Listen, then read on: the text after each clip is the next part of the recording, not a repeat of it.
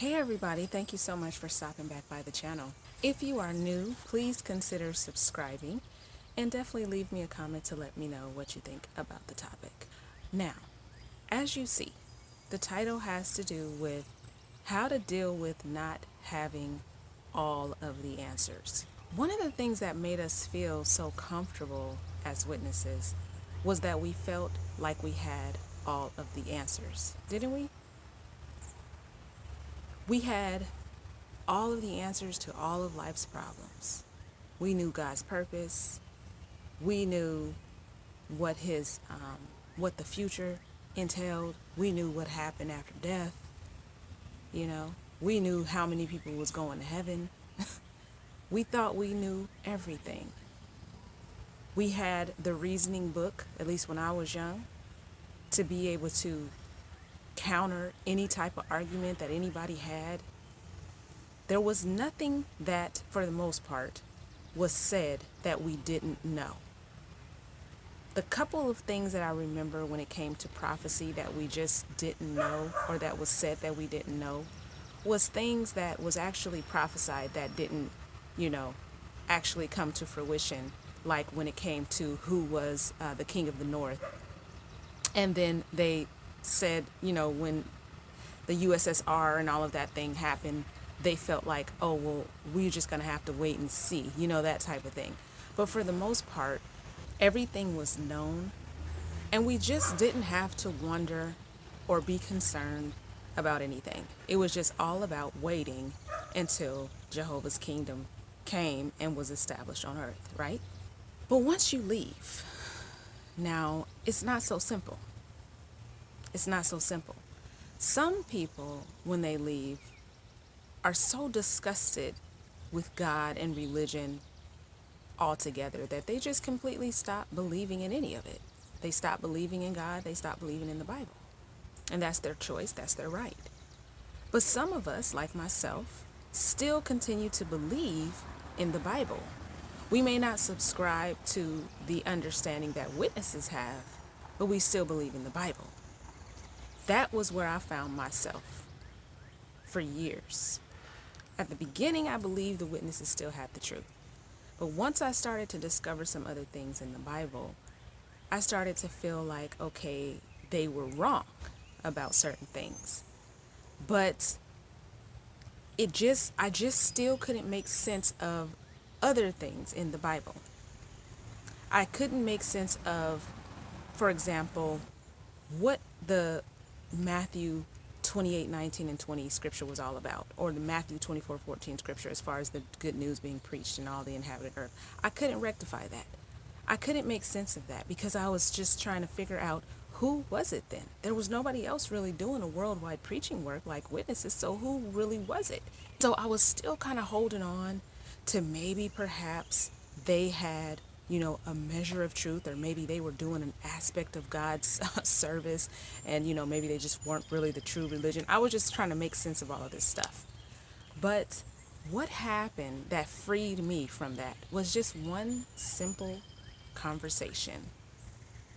So I used to love watching XJW Critical Thinker. I still watch them, but at a certain point, I used to watch them all the time. XJW Critical Thinker, if you guys haven't checked them out, check them out. It's a great channel, and shout out to you guys. Now, what happened was I reached out to them. I sent them an email. It was a couple years ago, saying that I wanted to, I thought that my story might help some other people, and I wanted to see if they, wanted to talk to me or do an interview. So Lady C calls me, right? And I don't know if she remembers this or not, because it was, like I said, a couple years, 2.5 years ago, maybe even 3. I don't know for sure, but it was at least that. And so I was telling her that, I was no longer a witness. I kind of briefly told her my story a little bit. And one of the first questions she asked me was, well, when did you learn the truth about the truth? And at that point, like I said, I was still holding on to some small sliver of hope that the witnesses might have known, might have been used by God in some aspect, because I couldn't make sense of who else was doing the preaching work, right? So I kind of tried to express that to her, how I still kind of was holding on to that. And she said something that I'll never forget. She said, "You have to be okay with not having all the answers." And that was so amazing. I never got to thank her for that. So if she's watching, even though she might not remember this conversation, the conversation she had with me, I want to tell you, Lady C, that you helped me with that comment, because I realized, okay, I can't do this interview with them because I don't know the truth about the truth at this point. So that's what made me do more, even more research. But the more research I did, you guys, the less answers I seem to have about a lot of things. About a lot of things. Because not only did I research the witnesses, research the history and do all of that, make sure I got all of that done, I began to research religion. I began to research the history of the Bible, where it came from, the characters in the Bible, you know? And the more I researched these things, the less answers I seemed to have. And it was a very uncomfortable place to be. Now, I wouldn't trade it. I wouldn't trade it for the world. I wouldn't trade it because I feel like finding the truth, no matter where you find it, is very important. And I'm not saying I have full truth, but I feel that I'm much closer than I was back then.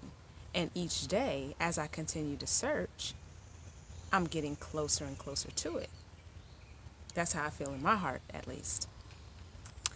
So I had to make peace with that. And if any of you who've left the organization feel out of place, feel confused, you know, feel irritated that you don't really understand what's going on in this world, you don't know what to believe, you can't make sense of these prophecies now that you don't have the watchtower laying it all out for you about what's going to happen. It might cause you some fear. It might cause you anxiety because you want to be, if it was about to be a judgment day, you definitely want to be ready, right? If it requires you to take some action, you definitely would want to be ready, right? So I understand that. I definitely understand that. And I've been there. So it was a process for me. It was a process for me. But I had to understand and be okay with not having all the answers. That was the first step. Because when I realized that I didn't have to have all the answers, especially immediately, it helped me to just relax, number one. And number two, it helped me not to just accept anything, you know? Because in an effort to want to find the answers, sometimes we can just latch on to another belief, because you're so used to having this witness belief and it was the foundation of everything. It gave you your purpose. It gave you your focus. It let you know what you needed to do, the steps you needed to take, what was coming in the future. So if you find something else that seems to answer those questions in a satisfactory way, you might latch on to that. Because the point is, what you're trying to find is answers.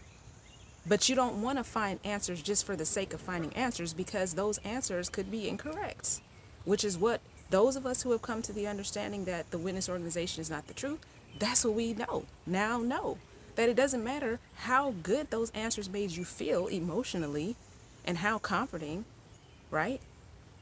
It doesn't matter because they were not true. So you don't want to jump from this to something else just because you're trying to find answers to questions, because there are many answers out there, trust me, many different interpretations, many different reasonings. And if you're going in search to find something to support something that you believe, most likely you're going to find it. That brings me to this thing that I thought was very interesting, and it really helped me also. I was listening to some things about evolution and science, right? And I'm not saying I believe in evolution, but, it was just, I was just opening my mind to just examining different things. And one thing that the person said was, when it comes to science, if they have a hypothesis, they do not go and look for something to prove their hypothesis. Now, when I say they do not, I mean that a good scientist, okay, would not go to try to find something to prove their hypothesis, which is what you would think, right? They are generally going to go and try to find things that disprove their hypothesis. Because in the process of doing that is how they get to the truth. Okay? Because if they find the things that disprove it, and then those things don't stand up to the test, then it gets them closer and closer to the fact that maybe their hypothesis was correct all along, right? So that's similar to me, how I've taken this approach when it comes to finding truth. I don't just go and search for, if I have an idea of something that I'm starting to lean towards, that sounds, reasonable, a reasonable thought process to me. I don't just go and search for things that support that, because I'm probably going to find things that support that. I do the opposite. Okay? I do the opposite. And then I look at all the arguments that's against it.